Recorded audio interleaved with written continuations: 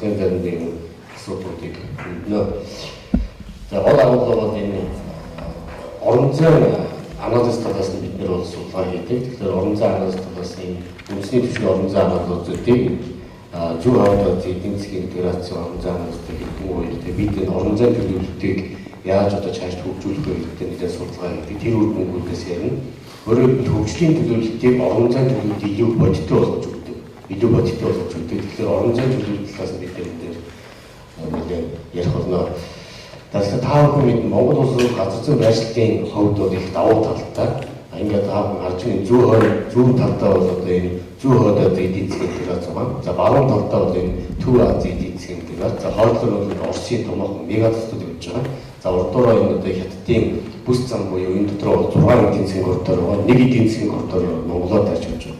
Тэгэхээр Монгол улсын газар зүйн байршлууд маш давуу талтай. Тэгээд бид энэ газар зүйн байршлын давуу талыг цаашид хэрхэн яаж ашиглах вэ гэдгийг орон зайн төлөвлөлт маягаар одоо газрын зүйн төр бууж бодлогын анализ хийж түүнийгээ одоо дагаж хөгжих хэрэгцээ шаардлага байгаа юм. Тэгэхээр бид нар энэ талаас нь нэлээд манай бүрийн дээр судалгаа хийдэг.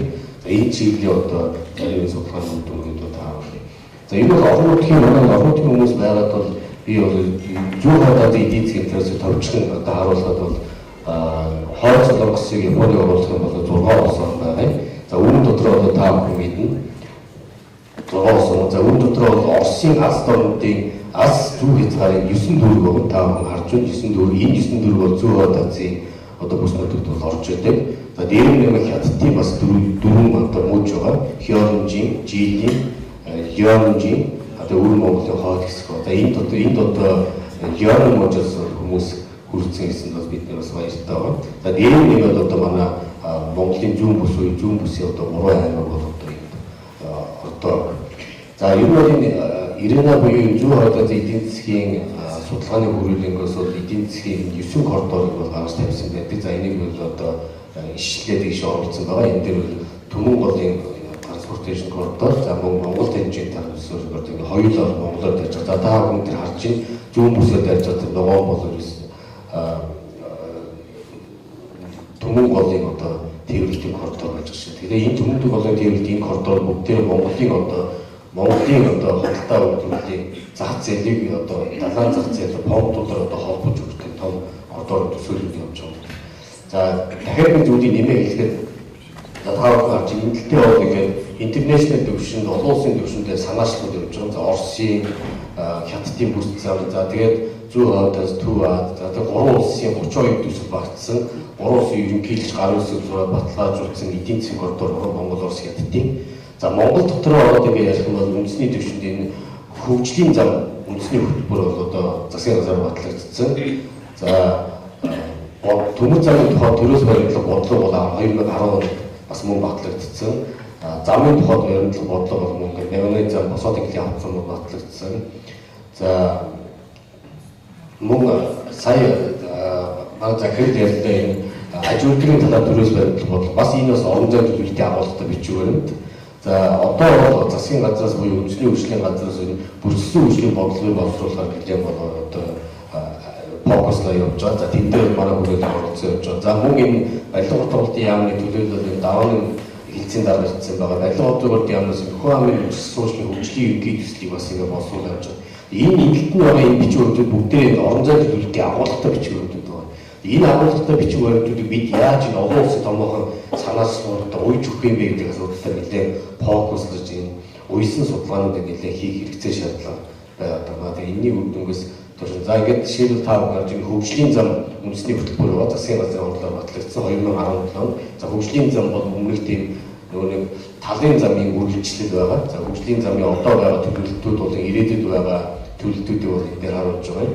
За Төмөр замын тухайд баримтлах бодлогыг бол одоо ингээд газар зүйн мэдээлэл системд стайс хийгээд оруулцаа ингээд та бүхэн харж байгаа. Одоо энэ дээр нийгмийн эдийн засгийн дата буюу одоо орон зайн анализ хийгээд ингээд бэлэн болсон. Та бүхэн ерөнхийдөө харж энэ тасархаа зураасаар улаанаар байгаа нь бол одоо нэгдүгээр үе шат байгаа. За хоёрдугаар үе шат нь цэнхрээр байгаа тэр бомб руу орсон тэр үе шатууд. Тэгэхээр баруун тишээ зүүн тишээ бол одоо хойноос орж ирсэн одоо Оросоос орж ирсэн Чоосыг хүртэл явж байгаа. Баян дүнгийн төмөр зам чинь уршин яваад хөөдтэй уулзуур хийж байгаа. Хөөдөөс бичигт рүү болон сүмбэрлөө орж ирж байгаа. Төмөр замын бодлогоор за наашраа татаад сайн шин рүү холбохоор байж байгаа шүү дээ. За тэгээ энэ одоо төлөвлөлт бол цаашаа одоо нийгмийн эдийн засгийн хүчин зүйлтэй бид нэр аж үйлдвэрийн салбартаа уялдуулаад ингээс орон зай хамгаалалт хийгээ явж байгаа. За энэ бол одоо замын тухай баримтах Монгол улсын бодлогыг харуулж байна. Ирээдүйд болон одоо байгаа замын бодлогуудыг ингээд харуулж байгаа юм.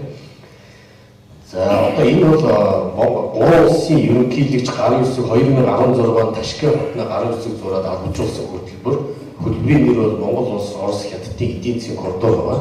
Тэр эдийн засгийн коридор бол өөртөө 32 төслийг бол өөртөө агуулсан байдаг. За 32 төслийг ингээд тэр эдийн засгийн коридорыг бид нэр одоо хүрээлэн дээр газар зүйн мэдээлэл систем дижиталайз хийгээд одоо ингээд яг зургаар ингээд оруулсан байгаа. За энэ дээр энэ зургандаа оруулсан тэр үг, цэг, тэмдэглээ дээр яг тэр коридор эдийн засгийн хөтөлбөрт орсон яг үг хэллэгээрээ л одоо ингээд байж байгаа. Ямар нэгэн нэмж хассан юм байхгүй. Илүү төдөө мэдээлэл бол хассан. За энэ дээр та бүхэн одоо зүүн талдаа бол хойноос дээр ирээд цаас орж ирж байгаа авт замын нэг коридор байгаа, төмөр замын 2 коридор байгаа. Төмөр замын 2 коридорын дотор далайн харин 1 коридор, далайн харин 2 коридор. За авт замын одоо 1 коридор тэр уршаа дээр бомб руу орж байгаа шээ. Тэгээд энэ зүүн бүсийн энэ одоо энэ ирээдүйн төлөвлөлтүүдийг дэмжихэд мөн одоо энэ зүүн бүсийн ирээдүйн төлөвлөлтүүдтэй бол манай Монгол Улсын зүүн бүс хэрхэн яаж одоо бүсийн төвшөнд одоо уялдуулж хөгжих юм, хэрхэн яаж төлөвлөлтөө хийх юм гэдэг дээр одоо бид судалгаа төлөвлөлөж явж байгаа юм гэдэг. За одоо хоёр дахь асуудал болоод та бүхэн мэднэ энэ манай багийн Дорнод аймгийн хөгжлийн төлөвлөлтийг бол 2016 онд судалгаа хийгээд иргэдийн урлагаар батлуулсан. За тэр хөгжлийн бодлоор бол энэ Дорнод аймаг бусад аймагуудтай харьцуулбал Дорнод аймаг нэг онцлогтой байгаа. Тэр нь болохоор энэ улсын хурлаар батлагдсан 2030 төслийн хөтөлбөр 2030-тай нийцүүлээд за мөн тэгээд хөгжлийн бодлого төлөвлөлтийн тухай хууль гэж байдаг. Тэгээд тэр хууль нийцүүлээд доктортой 2030-д нийцүүлээд Дорнод аймаг 2025 гэсэн хөгжлийн хөтөлбөрөө гаргаад тавьсан ба. За тэндээ нэг зүйлийг би онцлж хэлмээр нь тэр нь болохоор энэ Дорнодын бүс нутаг Монгол улс зүүн хойд Азийн эдийн засгийн интеграцид нэгтгэхэд Дорнодын бүс нутаг бол гүүр болон гол одоо цэг болох юмаа гэдэг бол юу тодтогч бид нар өгсөн байна. Энэ бол ямар ч асуудал нөхцөлд бол судлаад үзсэн, орон зайд талаас нь хараад үзсэн зайшин тийм байна. Тэгэхээр бид энэ одоо гол одоо энэ гүүр болон төв цэгийг буюу энэ Дорнодын бүс нутгийг би цааш ямар бодлогоор ямар нөөц боломжийг ашиглаж хөгжүүлэх вэ гэдэг бол бид ярилцаад өнөөдөр юмас сууж байгаа. За тэгээд Дорнод аймгийн энэ 25 хүртэлх хөгжүүлэх бодлого дотор зүүн хойд Азийн эдийн засгийн интеграцтай холбоотой зөвхөн зарим нэгэн бодлогын зорилтуудыг та бүхэнд харуулж байна. Тухайн нь та бүхэн одоо харж байгаа. За би энэ улаанаар бол ингээ хайлайтыг харуулж байгаа. Бодлогын чиглэл 6 дотор одоо энэ газар зүйн байршлын давуу талууд болон эрчим хүч, тээвэр, логистикийн сүлжээг хөгжүүлж Монгол улсын төвийн бүс болон хөрш орнуудыг холбосон дид үтсийн зангилалт болно гэдэг. Бүр ингээ бодлогын зорилтыг тодорхойлоод гаргаад тавьсан байж байна.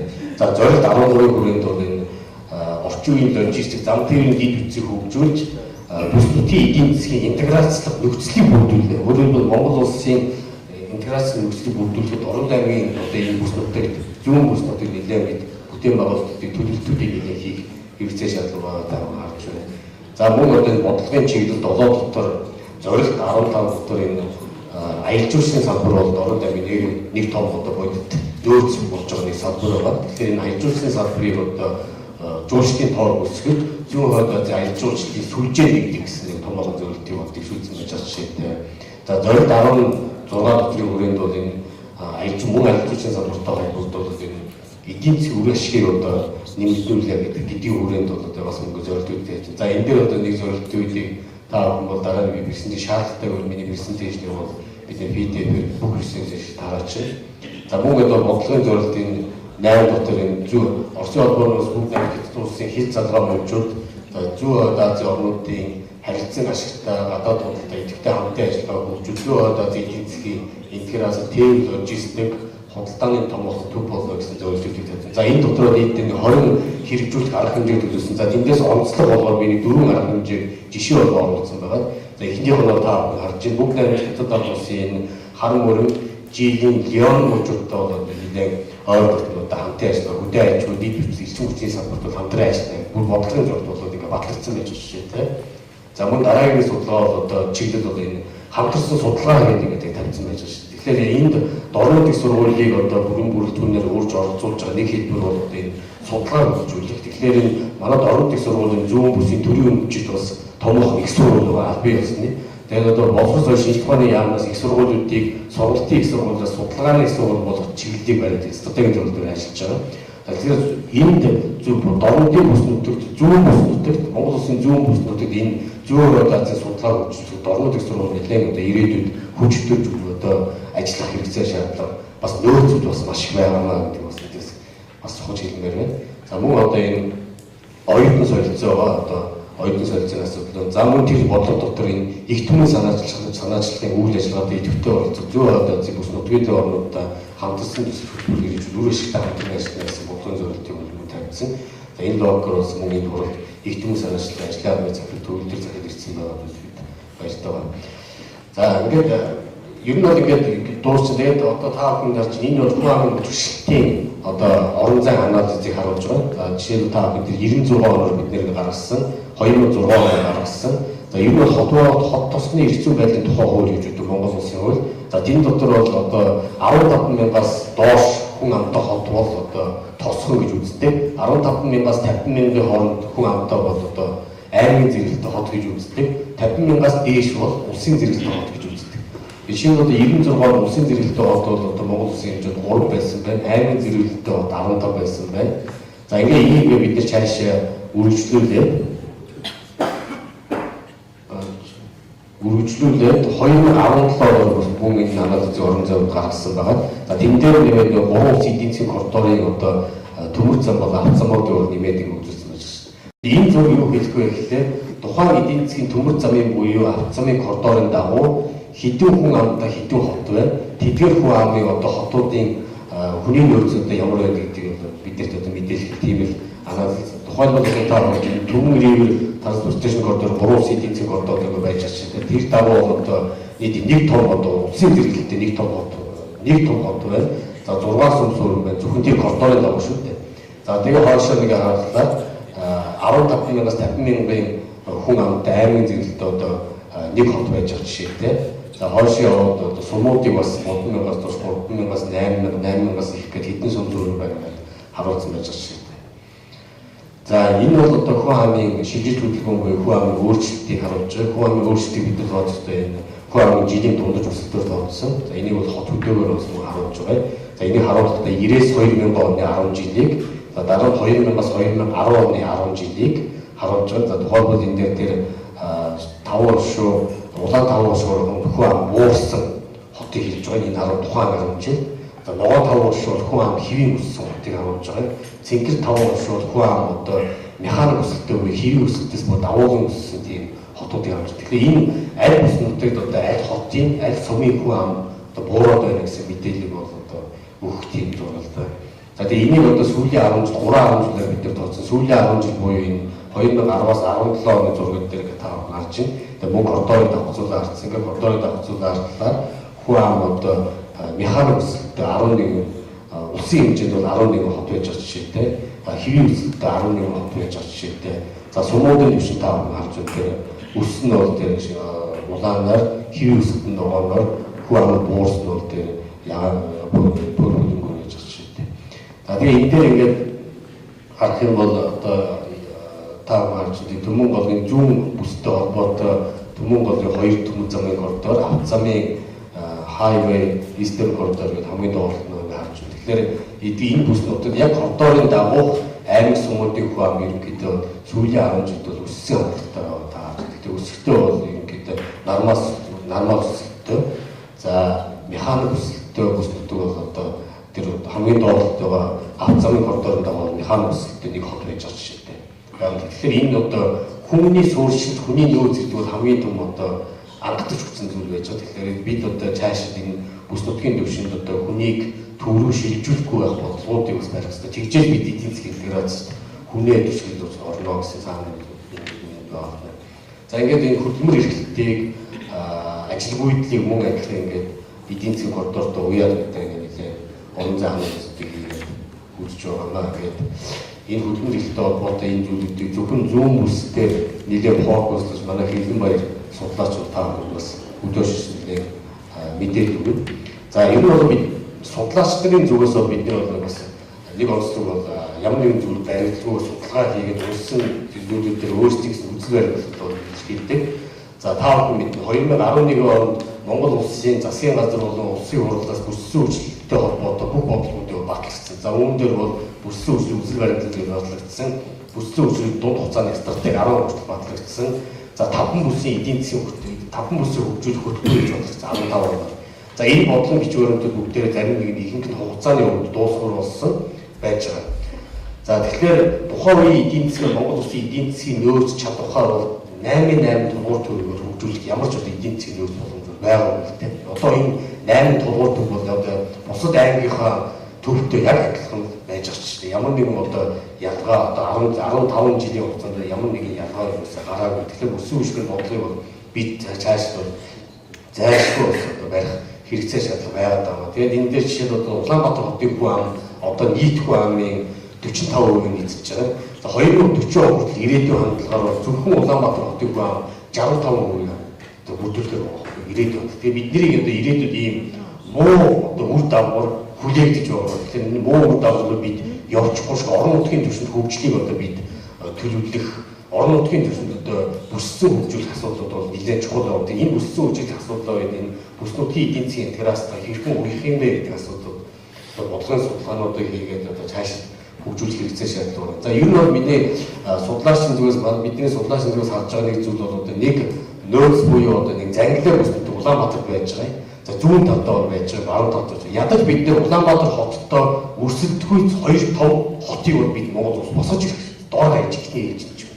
Тэр нь болохоор одоо зүүн талдаа бол одоо Дорнод аймаг, баруун талдаа бол Ховд аймаг. За Ховд аймаг бол Төв Азийн эдийн засгийн интеграц нийтэд бол томоохон одоо тулгуурцыг болох ёстой зангилаа бүс нутаг болох ёстой. За зүүн тал руугаа бол Зүүн Хойд Азийн эдийн засгийн интеграц нийтэд Дорнод аймаг бол нэг том тулгуурцыг. Тэгээ бид нар энэ хоёрт одоо энэ том одоо тулгуурцыг дээрээ үндэслээд Улаанбаатар хотод өрсөлдөхгүй систем хотыг босгож ирэхгүй бол хөдөө орон нутгаас шилжиж хөдөлгөөнд орно гэж шийдвэр гаргасан хүн болгонд ганцхан сонголт байгаа тэр нь Улаанбаатар хот л. Өөр сонголт байхгүй болж байна. Тэгэхээр бид одоо сонголтуудыг одоо бид бий болгох ёстой. Хүний хөгжлийн үнцэн концепт сонголттой байх ёстой. Тэгэхээр Улаанбаатарт өрсөлдөхгүй систем хоёр өөрөөр нийгмийн эдийн засгийн хөгжил бүхий тийм томоохон хотуудыг бид босгож ирэх ёстой. Тэр нь бол одоо баруун зүүн талдаа байх юм аа гэдэг төлөвлөд байгаа. Энэ логикоор одоо Дорнод аймгийн бодлого дээр энэ Зүүн Хойд Азийн эдийн засгийн интеграц нэгтгэл Дорнод аймаг бол одоо төв одоо зангилаа бүс нутаг болох юм аа гэж бид нар харж байна. За ингээ анхаарал татсан баярлалаа.